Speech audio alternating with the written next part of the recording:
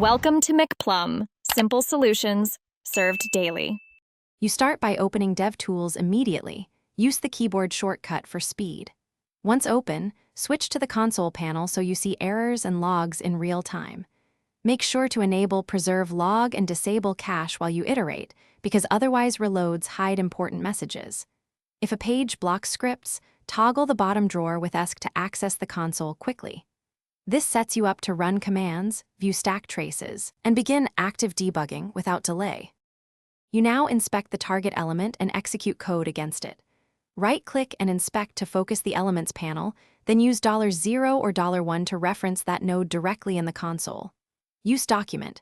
Query Selector to grab elements when selection isn't enough because you want deterministic access. Set breakpoints in sources for synchronous stepping, then use F8, F10, and F11 to resume, step over, and step into functions. Once done, watch variable values update. You finish by turning temporary fixes into durable changes. Apply live edits in elements or styles, then copy them back to your source files so they persist. Next, verify behavior in the network panel. Check status codes, payloads, and timing to ensure the fix didn't introduce regressions. If things go wrong, clear caches, perform a hard reload, and replicate the issue in an incognito window to rule out extensions. One key troubleshooting tip: always reproduce the bug with DevTools closed and open to confirm consistency. Thanks for watching. Stay juicy and subscribe.